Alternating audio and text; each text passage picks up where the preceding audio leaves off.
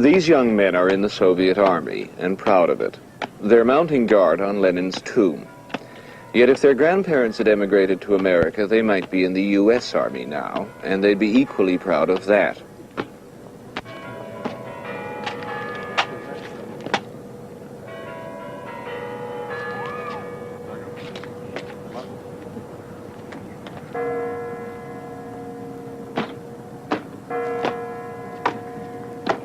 Like most Soviet soldiers, like most soldiers anywhere, they've never been in a real war.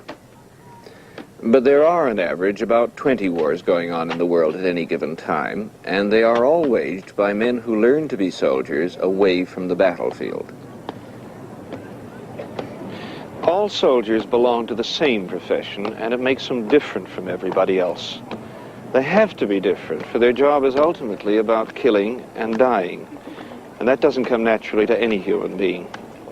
Yet all soldiers are born civilians. The method for turning young men into soldiers, people who kill other people, is basic training. It's essentially the same all over the world, and it always has been, because young men everywhere are pretty much alike. It doesn't really matter where you're coming from or what you've been doing before.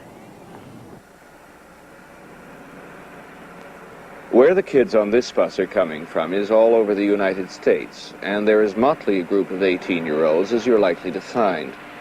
But what they're about to go through will turn them into the same thing, soldiers.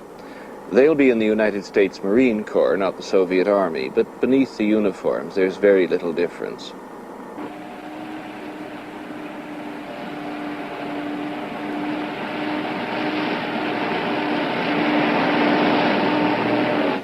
It's now 2 o'clock in the morning, and this bus is not late. Marine recruits always arrive at Paris Island Training Base in the middle of the night, and they won't set foot outside the base again for 3 months. The secret of basic training is that it's not really about teaching people things at all. It's about changing people so that they can do things they wouldn't have dreamt of otherwise. If you want to change people quickly and radically, what you do is put them in a place where the only right way to think and to behave is the way you want them to. You isolate them. And then you apply enormous physical and mental pressure. You'll be here at recruit saving base for 5 days. During this time period, you're going to receive all of your uniforms, all of your shots. Your service record book will be brought up to date. Everything you need to be processed in the Marine Corps. Who does not understand that? Now, where are my group leaders? Group leaders. Get up here on the sidewalk facing that way, right there on the curb. Mo. Hurry up, privates, I don't have all day. I said get on the curb facing the group. Facing me. Do not run, walk swiftly. Do not run, walk swiftly. Go ahead now, straight to the front. Hurry up, walk swiftly. Go, quickly, sit down in that chair. Give me another private in here. Move up there. Stand right in front of that chair over there. Give me another private in here. Stand right in front of that chair. Get in here, you. Stand in front of that chair.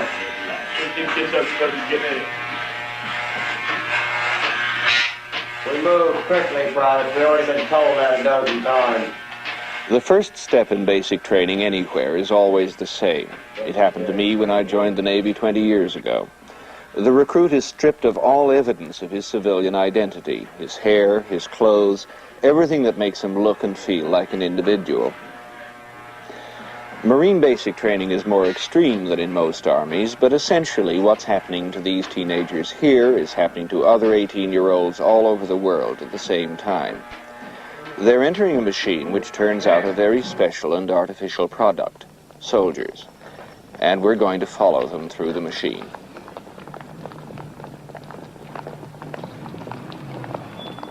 Paris Island prides itself in being one of the finest training facilities, organizations in the entire world. The United States Marine Corps has 205 years of illustrious history to speak for itself.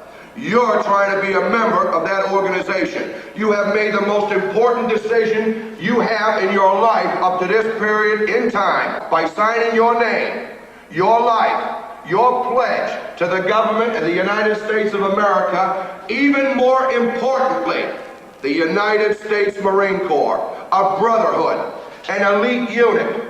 In 10.3 weeks, you are going to become a member of that history, those traditions, this organization, if you have what it takes.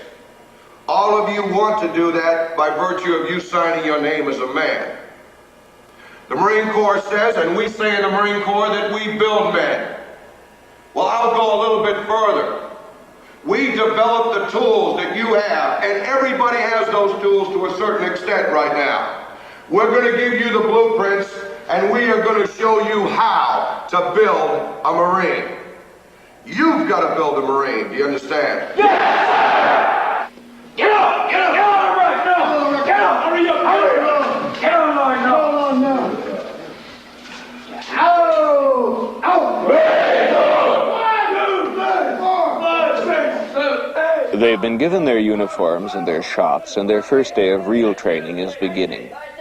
It's 5 o'clock in the morning. 24, 25, 26, 27, 28, 29, 31, 32, 33, 34, 35, 37, 37, 38, 40, 41, 44,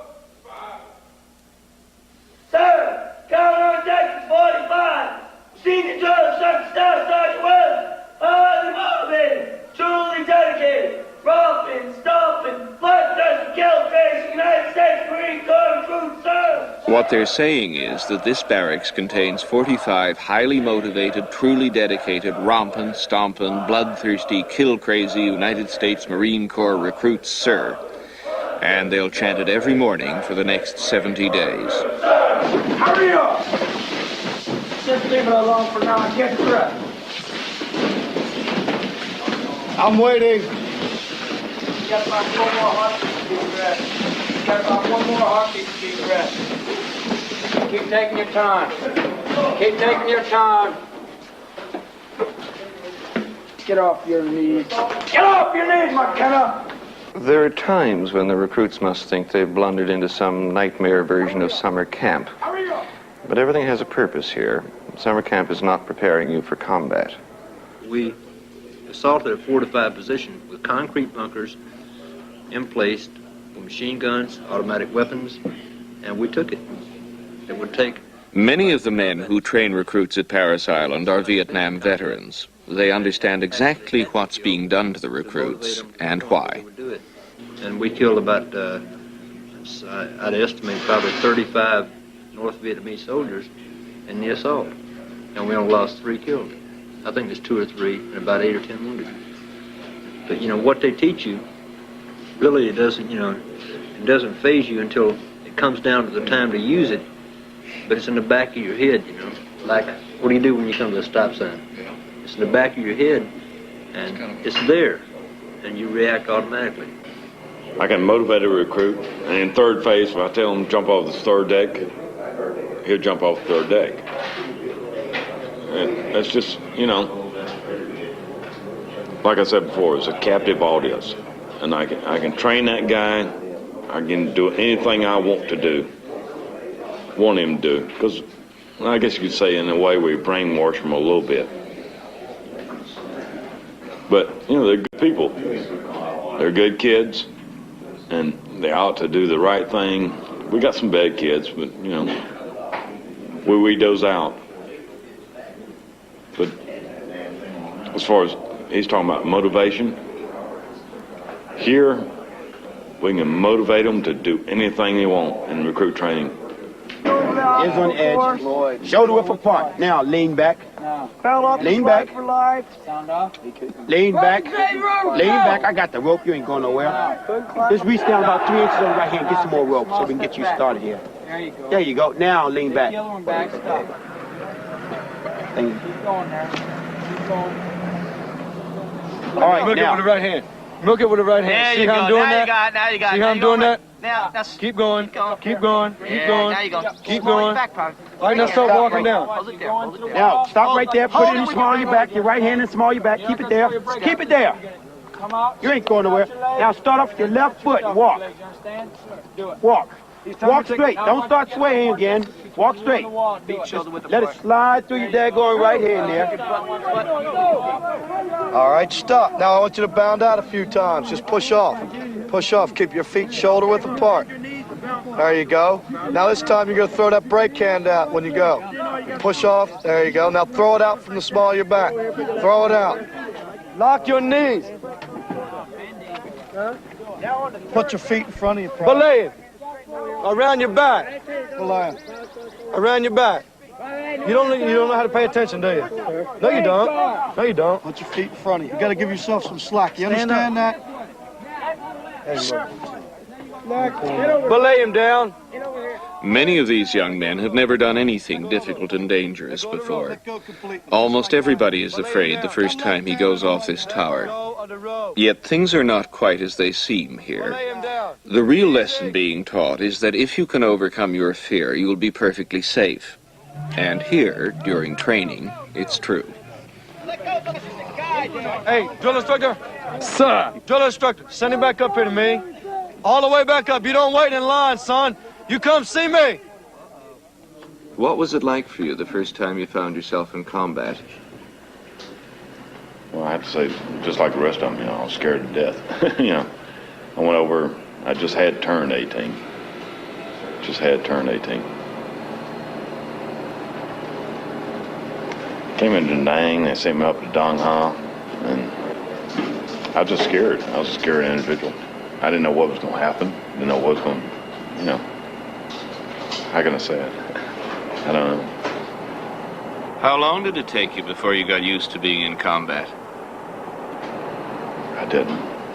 I have to say that. You get used to it. You just develop reflexes to it. You never get used to it. I don't think anybody can ever say they're used to it. If they are, they're a little bit. The longer you stay, the more, I say the better your reflexes get. You can act in different situations a lot quicker. The more you can accept it, but getting used to it, you never can. There's just no way, living, I was in the infantry and a grunt, and I tell you, just living from day to day is a big accomplishment. Next two, move it up to the post. Right here. Go as fast as you can. You go as fast as you can without stopping. The longer you spend on that cable, the more chance you are of hitting that water. You understand that? Yes, sir.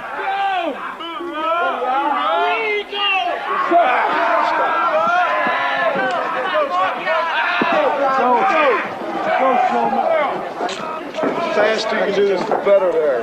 Remember that. Let's go, Private! Hoorah!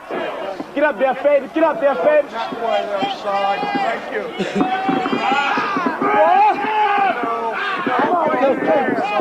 Get on top of you. Roll over there and scream. Come on, go back up, boss. Go back up, boss. Let's go, Fontaine! Get back on top. Get back on top. Go faster, slow! Pull faster, slow!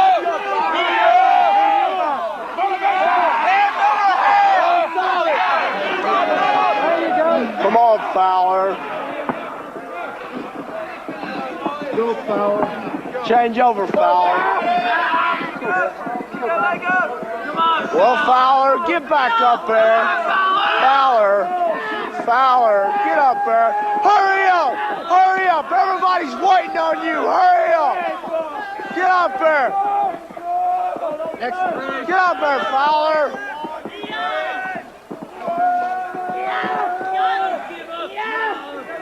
Fowler.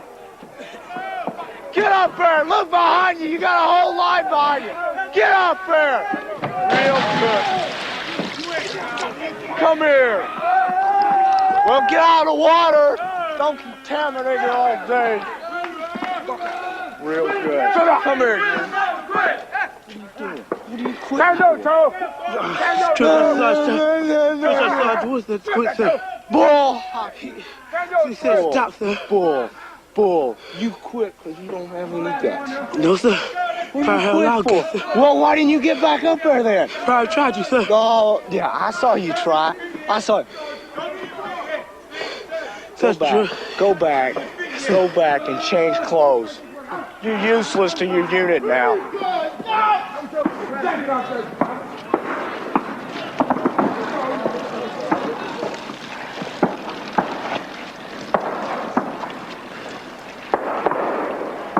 Hoorah, 15. Hoorah.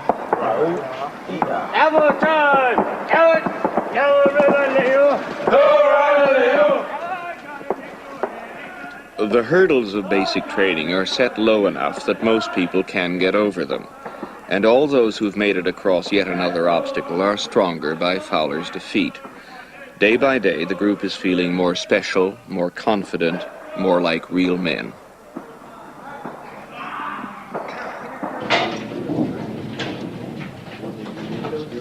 I had just dropped out of high school, and I wasn't doing much on the street except hanging out as most teenagers would be doing. So they gave me an opportunity. A recruiter picked me up, gave me a good line, and said that, you know, I could make it in the Marines, that I have a future ahead of me. And since I was living with my parents, I figured that I could start my own life here and grow up a little. I had a little two-bit job as a maid, and one day I just said to myself, you know, you're a maid, what are you doing here? You gotta get your act together. You're running out of time, Fraley.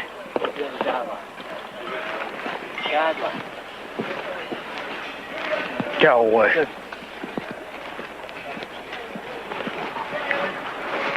What are you doing?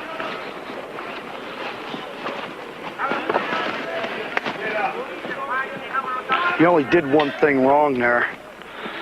It's inside out. Knapsack. Pat! Knapsack, I'll knapsack you. How about fixing your little hats there, August, huh? Yes, sir. Fix your hats now. Yes, sir. Keep playing around. Get all the trash out of there, stick your little field jacket inside your pack. Every Marine will tell you that your DI, your drill instructor, is the one face you will never forget, ever. For 11 weeks, the DI is the god who rules a recruit's universe, and he is never satisfied. The DIs may sometimes seem to behave like sadistic lunatics, but in fact they're the cream of the Marine Corps. All the yelling and harassment has a purpose. It creates a structured environment with high but precisely calculated levels of stress, which after 8 weeks is already transforming these teenaged former civilians into soldiers. Right! Hey! Well, brothers up 60 feet below. We hit the surface and I'm ready to go. Breast stroke, side stroke, something to the shore. We hit the beach and we're ready for war. Grease gun, K-bar by my side. These are the tools that I live by. Marine Corps, yet! No. Yet! Yet!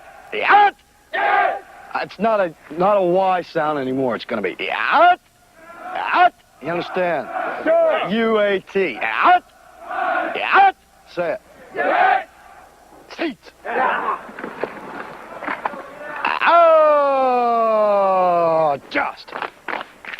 Right hand, right knee, left hand, left knee, sit up straight. When I was going to school, we used to have to recite the Pledge of Allegiance every day.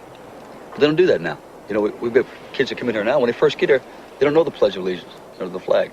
And that's something that's like a cardinal sin, I think. If they don't teach that stuff in grade school. You know, my daughter will know that by the time she's 3. She's 2 now and she's working on it. But I think that you have to know that basic stuff. I'm kind of disappointed they don't do that. Little things like that we're getting away from and saying prayers in school. What's wrong with saying a prayer? Mm-hmm. I mean, these civilization's getting out of hand here or something. You know, all these laws and everything. Everybody's dreaming up a new law to conform to the times, but a lot of that's garbage, I feel. You know, you got to have your basics.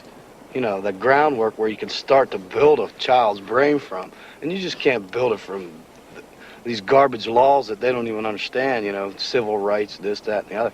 And the laws, you know, no prayers in school because it's violating his civil rights, and no Pledge of Allegiance because he might be a communist or whatever, you know. That's not right.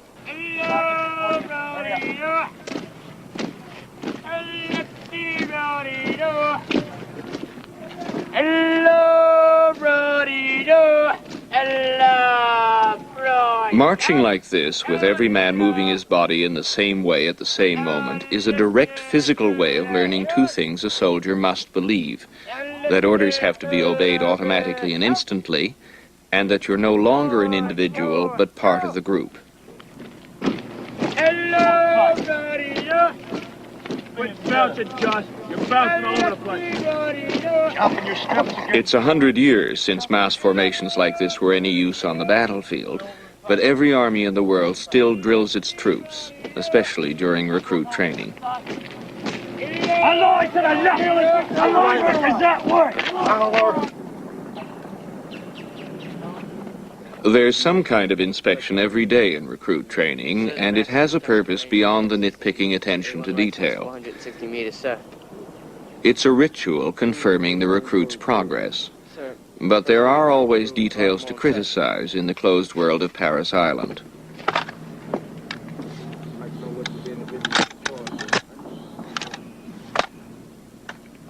You in slow motion today? No, sir. And how fast are you supposed to do the manual of arms? Probably told to do slowly, sir, and distinctly, sir. It's supposed to be 120 counts per minute, is it not? Yes, sir. You got a piece of hair in your ear. Yes, sir. From the haircut. You didn't have a shower last night, did you? Yes, sir. You didn't clean your ears very good, then did you? Yes, sir. You shaved this morning? Yes, sir. Little hairs are fast growing, ain't they? Yes, sir. You also got hair on either side of your nose right there. Are you going to start flying today? No, sir. Well, how about locking your elbows into your side like you're supposed to be, like you was taught in forming? When I touch, you remove. The little garbage in your bore. Was it punched out before you came out here? Yes, sir. Who punched out? You or one of your drone sluggers? Private, sir. You sure? Yes, sir. You're not crying, are you? No, sir. Cold air getting the eyeballs? Yes, sir. The elbows are flapping again. You must be going flying. Forgot to pull the trigger here, sweetheart. How many types of wounds are there? Sir. What are you moving for? Sir, there are two types of wounds, sir. Two types of wounds. Yes, sir. Good ones and bad ones, right? No, sir. Name them. Name me the two types of Sir, there wounds. are 5 types of wounds, sir. Name them. Sir, there's the laceration wound, the puncture wound, the incision wound, the abrasion wound, and the crush wound, sir. Which is the most dangerous? Sir, the most dangerous is the crush wound, sir. Why? Sir, because there's massive cell damage done, sir. An internal damage, right? Yes, sir. 1, 3, 5. Oh, 1, 8. Sit up, straight, and again, stand up to your right. Go, cut up. 8. Stand up, right, left, stand up, right. On. Over on the other side of the base, strictly segregated from the male recruits, they're training women Marines. 1, 2, 3, 4. 1, 2, 3, 4. United States Marine Corps. They're not currently expected to go into combat, but some of them have got combat training. Now squeeze, keeping the tips centered in your rear sight. Squeezing down the tip. 7 bullseye on the slow rapid fire, and 6 bullseyes on the fast rapid fire. And you never shot a rifle before? I did all the TV games. You plug them in the TV and you know, on the TV. This is the first time. Today's the first time. Was it fun? After I got over being scared to death, it was fun. When the instructor kept on telling me how good I was doing, it was a lot of fun. What part of it was scary for you? The fact that it could kill you if you're on the other end of it. I don't like the idea of killing anything. Few male officers who train women doubt that they would function effectively in combat. Women lack a lot of the traditional male notions that make men recruits easy to mold into soldiers, but the training would still do its job. I see how easy it is. You can come out here and qualify just like a male recruit. It's all in your head. It's all in your head. I mean, I may not at this moment go into combat, but knowing that I can fire as well as I can fire now, knowing that today, I'd go in. I believe in my country. I believe in the idea of the president. I'd fight to keep it. So.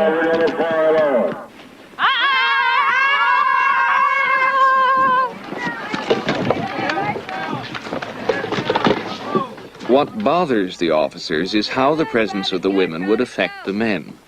The basic combat unit, a small group of men bound together by strong male ties of loyalty and solidarity, is a time-tested system that works. If you let women in, then who are the men protecting, and who can they feel superior to? Keep going. I would probably have little Susie's back home. Yeah. You see the big old smiles come on the faces then. Mention little Susie. How many privates, if you don't have a little Susie now, how many will go find one when they get home? You bet. You'll go find the first cheap slut you can get back home. You bet. What do you mean, no? You're a Marine, you're going to do it. We go home with little Susie. We're in nice companionship with little Susie. And then here you are getting hot and heavy. And then you're getting ready to go down there and make that dive, privates. Susie says. Susie is Marine Corps slang for women. It's short for Susie Rottencrotch. Time of the month. Privates, if you don't want to get back home and indulge in this little adventure, you can show your girlfriend the hand and arm signal for close it up, privates. And you want her to close up those nasty little thighs of hers, do you not, privates? Close them up. All right, privates, the hand and arm signal. The arms are lateral to shoulder height, the fingers are extended in the joint, thumb along the forefinger, and the palms are facing toward the front. This is the starting position for close it up. And all you're going to do, privates, is bring the arms forward, just like you're closing it up, right, privates? Just like that. Everyone got that? Yes, sir. But, privates, in addition, I want you to dedicate all this training to one very special person. Can anyone tell me who that is, privates? No, not your senior drill instructor. You're going to dedicate all this training, privates, to your enemy. To your enemy. Yeah, to your enemy. The reason being, so he can die for his country, right, Private? Yes, sir. So who are we going to dedicate all this training to, Private? Yes, sir. Yes, sir. For American troops at this point in history, these Soviet soldiers are the main enemy, and vice versa. But it doesn't really matter who the enemy is. It's the idea of the enemy that's important. That's the outside threat that binds a combat unit together so strongly that its members will make the most extraordinary sacrifices for each other. A Marine is laying out in the middle of a paddock, and he's wounded. He's not crying for mom. He's wounded. He might be moaning a little bit. He might be cussing, because he's mad. Another Marine that's in safety because he got behind a dike, he's real safe. But he crawls out into that paddy and he pulls that wounded Marine to safety, risking his own life. When probably the Marine's going to bite the bullet. He's going to die. And probably the one that goes out and tries to save him is going to die. Why is that done?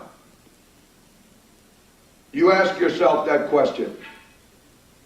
And you don't check out the Marine's name, you don't check out where he came from, you don't check out how tall he is or how short he is. You don't care whether you're from California and he's from New York. All you care about is he's a Marine. And he's in your unit. He's one of you. Lift your heads and hold 'em high. Lift your heads and hold 'em high. 3313 is a passing by. 3313 is a passing by. Singing left, right, I lay you.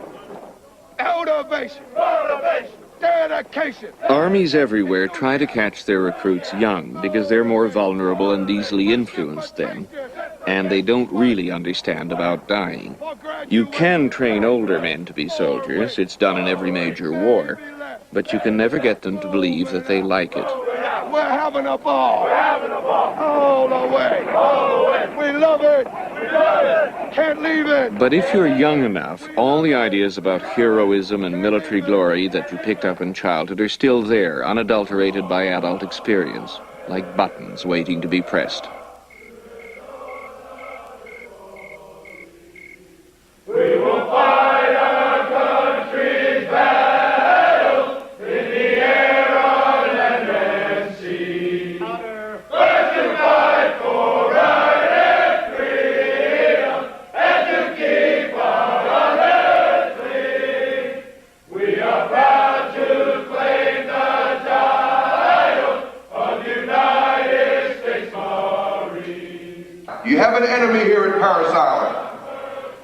enemy that you're going to have here at Parris Island is in every one of us.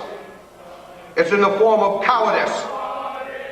The most rewarding experience you're going to have in recruit training is standing on line every evening, and you'll be able to look into each other's eyes, and you'll be able to say to each other with your eyes, by God, we've made it one more day. We've defeated the coward. The United States Marines. You are innocent until proven guilty.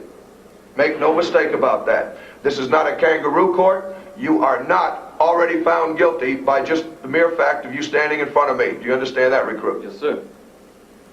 You've acknowledged understanding your rights under Article 31. Yes, sir. I have in front of me charges. One charge, violation, Uniform Code of Military Justice, Article 91, disobedience of a lawful order. In that you... Captain Pingree went to Vietnam a corporal, but promotion sometimes comes very quickly in combat. Men in command get killed and others have to step into their jobs instantly. He came back an officer. And it's always those who survive and succeed that pass the military ethic on to the next generation. On or about 10:30, the 6th of March, willfully disobey the same. Put it on the line. Say something to me, recruit, that will help me better decide what punishment to give you. Private's never been in any trouble before, sir. When are you going to get in trouble again? Private hopes he doesn't, sir. Hopes? The Marine Corps hasn't been founded on hope, Private. The Marine Corps has been founded on doing against unsurmountable odds. We don't hope and we don't wish. I want to know when you're going to disobey another order. Private's not going to disobey another order, sir. You're not? No, sir. Is that your word? Yes, sir. Well, what's going to happen to you if you do? Probably go to jail, sir. Go to jail. Worse than that, recruit. You'll go back to life a civilian.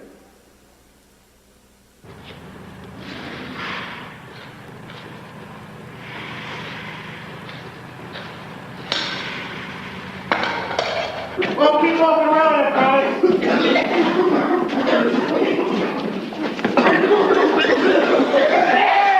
Yeah! Come on! Yeah!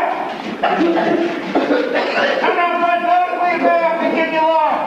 Now,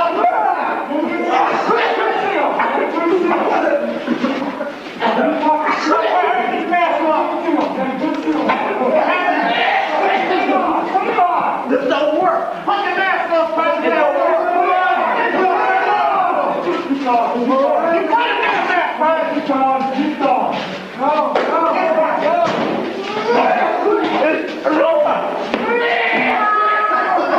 Well, I got this stuff. It don't work. Put the mask on. Step on. Keep on. Oh, keep on. It don't work.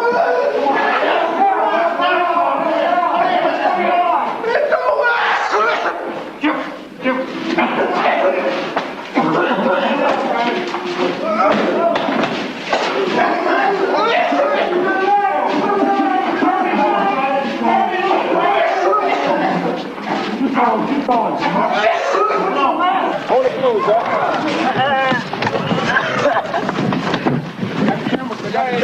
Well, what do we do now? Keep walking. Keep walking. I said keep walking. Hold your head up and breathe. Keep walking. Keep walking. Not into the tree there, you. Keep walking this way. Keep walking. Keep walking this way. I did not say in circles. I said keep walking. Keep walking. Obviously, you've got some kind of a problem there, Private, or you would not have come up to me saying you want to go home and violate the contract that you signed, right? Yes, sir. So now what, in your own words, do you think about what we talked about? I'd still like to go home, sir. Private, that's not what I asked you. And we brought up certain points of interest, did we not? Yes, sir. We brought up the fact that you have not been able to hold a decent paying job for any period of time, correct? Yes, sir. Now you're telling me that you want to quit on the biggest thing of your life. You know what a bad discharge carries with it, Private? No, sir. There's a very high stigma. You know what stigma means? No, sir. It's a mark, a black mark. Nobody is taking the time to tell these young studs, Sandlot's over, son. Reality is here. It's knocking on the door. Hell no, it's beating the damn door down. And we've got about 10 more years left, and somebody's going to kick the damn thing in. And they're going to have a big red star on their little helmet. I don't make the rules, and neither do you. But whether you like it or not, this world is not too easy. And if you expect to get anywhere, you are going to have to do it. Not me. Not me. These privates we're getting here, the 17 to 25-year-old, the age that they grew up in, the late 60s and the 70s, the age of Aquarius, peace, love, etc. This is beautiful. But they're living in a dream world. You're making a big mistake, son. A very big mistake. And you know that because I've told you for the 5th time, don't you? Yes, sir. You know that, don't you? Yes, sir. Now you gonna go train? No, sir. Why? Because you're not a man, right? Yes, sir. You're a little boy, aren't you? Yes, sir. You can't be trusted, right? Yes, sir. That's what I thought.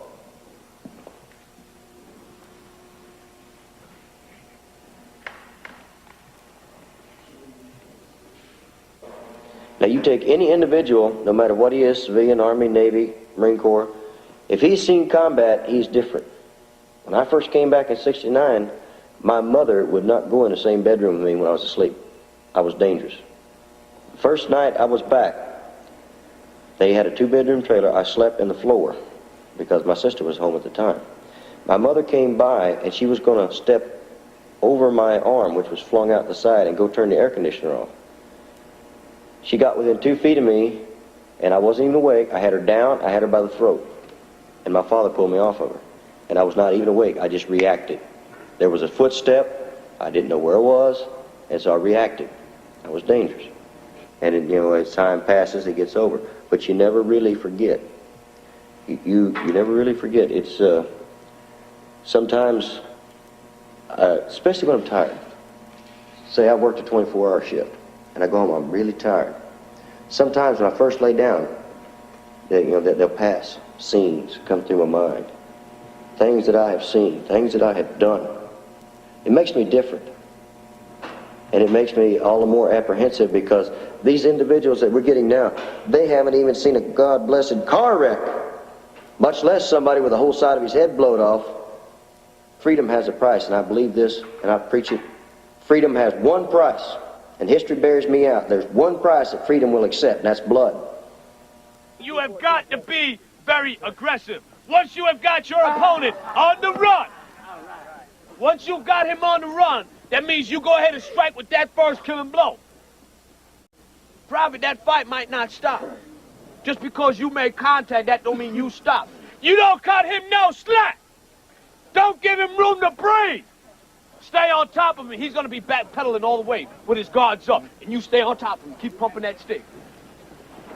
Everybody follow me there. That means that there should be nothing out here today but a lot of groaning, moaning, a lot of snot, eyeball falling. And that should see nothing but a lot of heads rolling all over the place. I don't want to see no holding and no pity pat. Go get it. Go get it. Start it off wrong now, Get it, Johnson. Now get it. Get it. Get it. Get your stick up. In the head, Johnson. In the head. Get it, Johnson. Now get on top of it. Sick 'em,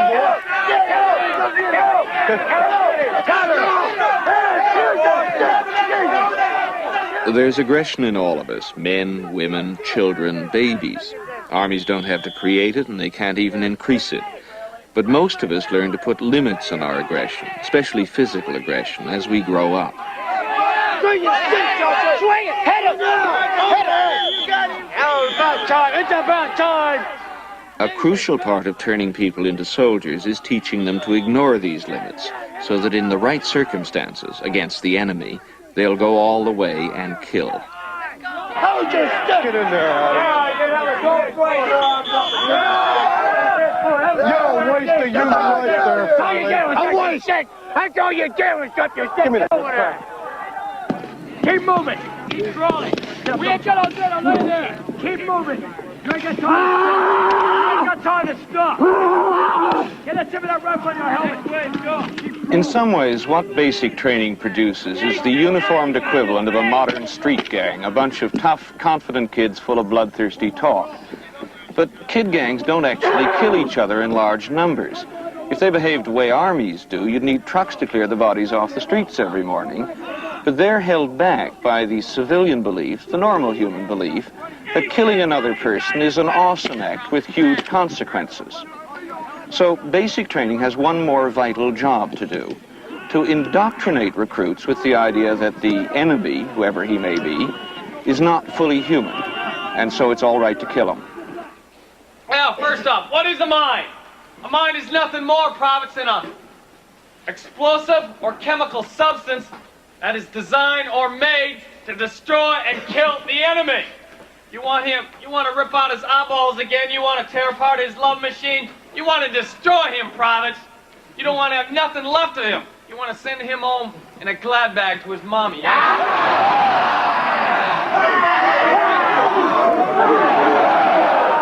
Show no mercy for the enemy. They are not going to show it on you.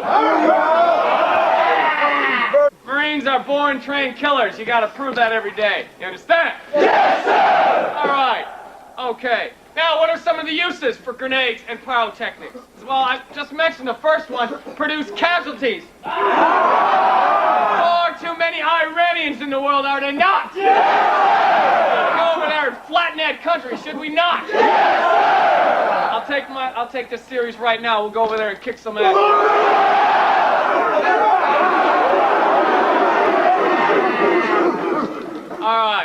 All right.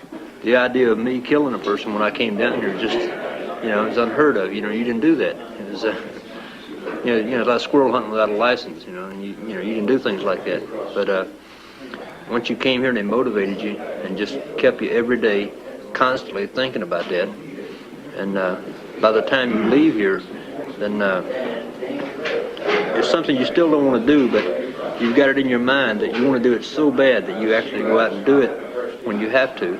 And it seemed like it was a lot easier, because of the motivation here.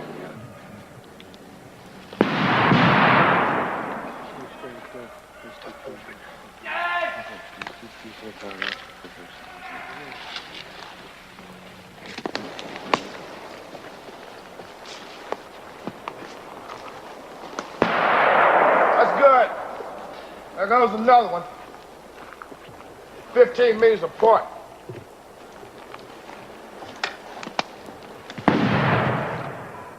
This is the way most people do get killed in combat, suddenly and at random. Basic training cannot prepare anybody for this, but it does create a false confidence strong enough to deliver men to the battlefield. Move!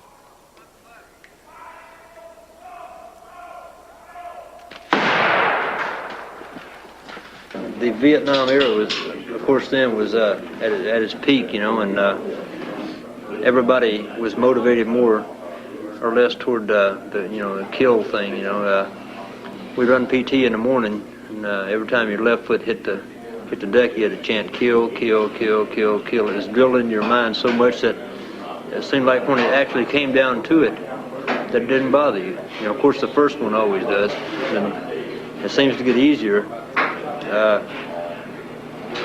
Not easier, because it still bothers you with everyone that you actually kill and you kill.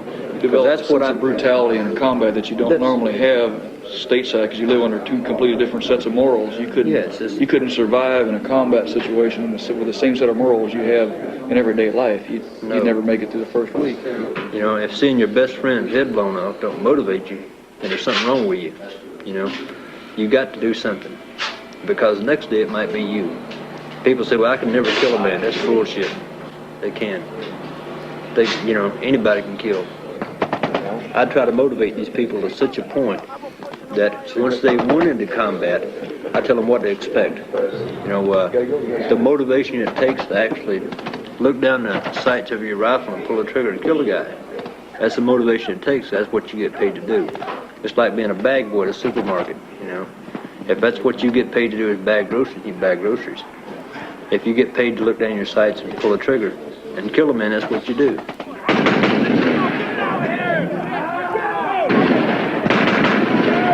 I didn't feel that way when I first went to Vietnam, but after watching a couple of friends of mine get blown up really bad, you know, I lost that opinion. I said, hell, I'm getting paid for a day's work, I'm going to give them a day's work.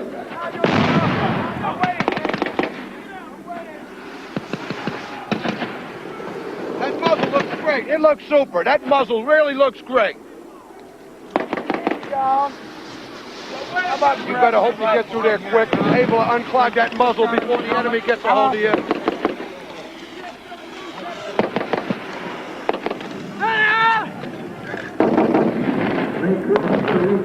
Now stop.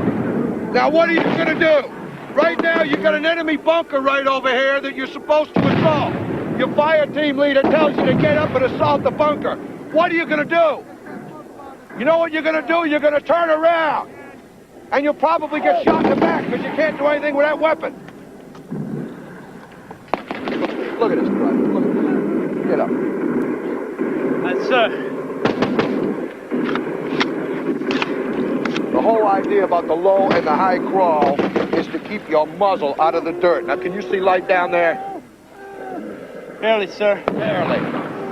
The whole idea of the low crawl and the high crawl is to keep that muzzle out so it can fire. Yes, sir. Not just protect you to accomplish the mission. All right, sir. Carry on.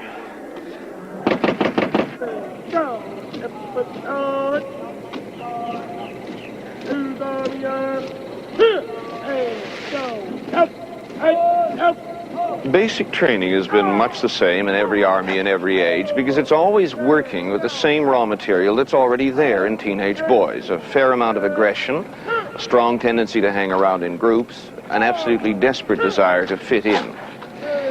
Basic training is one of life's few total experiences, a mild form of brainwashing, if you like, and it works.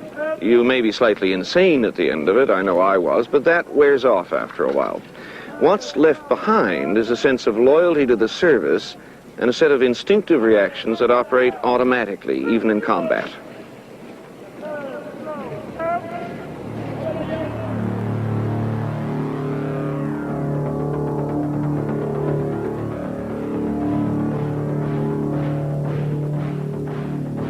I don't want to repeat that experience. You'd be a fool if you did. No, I don't think anybody want to go back out and do that. I don't.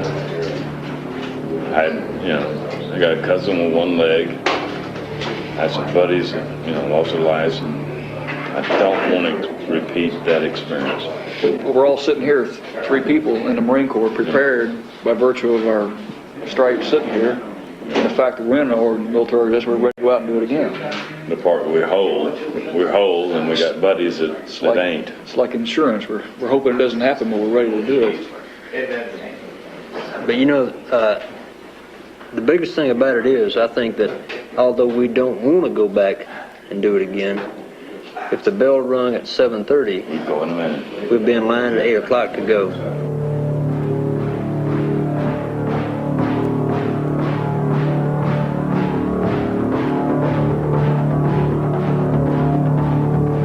I like the hand-to-hand combat and etc. things like that. It's a little rough going on me, and since I have a small frame, I would like to become deadly, as I would put it. I like to have them words, especially the way they've been teaching me here. Sometimes feel like drill instructors make you feel like you're gonna like it. Like what? Like the war. Going out and killing people. They psych your mind up for it. You think you'd like that? Huh? I haven't done it. I can't. I'd go out there if I had to, though. I can't say whether I'd like it or not, because I've never killed nobody, I'd like to be the first one on the beach. Doesn't matter if you So the last. I'm not scared at all, because when I come in here, I never thought I'd jump off a 50-foot tower or throw a grenade. Drill instructors build your confidence up. Right now, I feel I can do anything.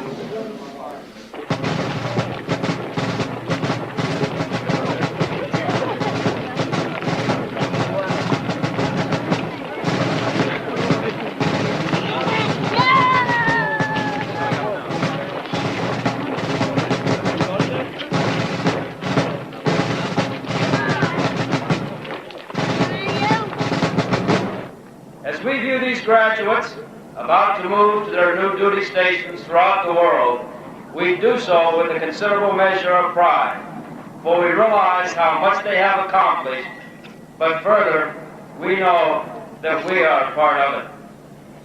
Ladies and gentlemen, now that you are part of the Marine Corps family, I ask that as you return to your homes, you take with you the Paris Island story. Let it be known that good men, men like your sons, who have met the challenge of recruit training, are better for it.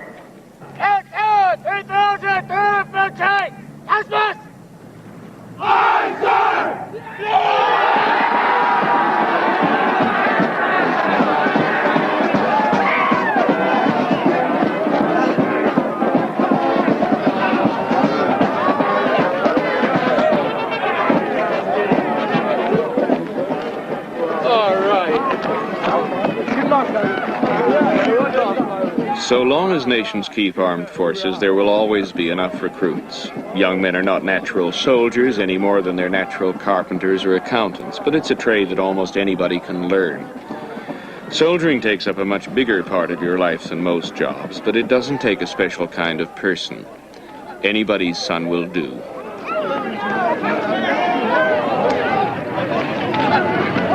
I'm so proud of my son. Have you seen a big change in him? He's beautiful. He's different. He looks more man. He's a man now. I'm glad he did it. Oh, I'm happy. I did it for them. I'm proud of him. I'm so proud. He's a beauty. Thank you.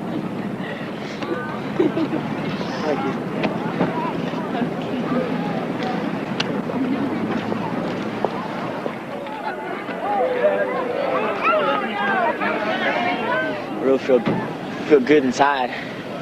Glad it's all over, at least the boot camp part. They say the toughest is still to come. But this your dad? Yeah, this is my father. He's a retired Marine. Good. How do you feel about your son now? Oh, I think it's great. I think this is the best thing that happened to him. Really do. Where are you going now? I'm gonna be going home for 10 days, then I go to Memphis, Tennessee for 11 weeks of school, and then I'll get orders there for my duty station, and I'll be actually in the fleet. So it won't be long till I'm back on the road doing my job.